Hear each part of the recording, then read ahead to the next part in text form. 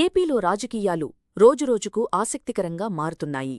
అధికార కూటమి ఒకవైపు పాలనపై దృష్టి పెడుతుండగా, మరోవైపు ప్రధాన ప్రతిపక్షం వైసీపీ కూడా పార్టీని క్షేత్రస్థాయిలో బలోపేతం చేసే పనిలో ఉందనే చర్చ సాగుతోంది.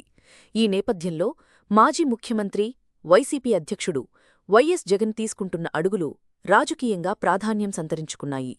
ఇటీవలి కాలంలో వైఎస్ జగన్ వరుసగా పార్టీ నేతలు, ప్రజాప్రతినిధులు, కార్యకర్తలతో సమావేశాలు నిర్వహిస్తున్నారు. జిల్లాల వారీగా పార్టీ పరిస్థితిని తెలుసుకుంటూ ప్రజల్లో పార్టీని మరింత బలోపేతం చేసే అంశాలపై దృష్టి పెడుతున్నారని రాజకీయ వర్గాలు చెప్తున్నాయి.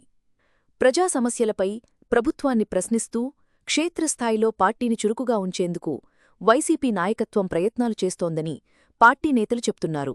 మరోవైపు అధికారపక్షం మాత్రం తమ పాలనపై ప్రజలకు నమ్మకం ఉందని ప్రతిపక్ష విమర్శలను ఖండిస్తోంది. దీంతో రాష్ట్ర రాజకీయాల్లో అధికార, ప్రతిపక్షాల మధ్య మాటల యుద్ధం కొనసాగుతోంది. 2029 ఎన్నికలకు ఇంకా సమయం ఉన్నప్పటికీ ఇప్పటినుంచే అన్ని రాజకీయ పార్టీలు తమ వ్యూహాలను సిద్ధం చేసుకుంటున్నాయనే అభిప్రాయాలు వినిపిస్తున్నాయి. వైసీపీ కూడా పార్టీ నిర్మాణం, ప్రజా సమస్యలు, సంస్థాగత బలోపేతంపై దృష్టి పెట్టిందని చర్చ రాజకీయ విశ్లేషకుల్లో ఉంది. రాబోయే రోజుల్లో వైఎస్ జగన్ ఎలాంటి నిర్ణయాలు తీసుకుంటారు? అవి రాష్ట్ర రాజకీయాలపై ఎలాంటి ప్రభావం చూపుతాయి? మీ అభిప్రాయాన్ని కామెంట్లో తెలియజేయండి. ఇలాంటి తాజా రాజకీయ విశ్లేషణల కోసం సమ్ మీడియా న్యూస్ ఛానల్ను సబ్స్క్రైబ్ చేయండి.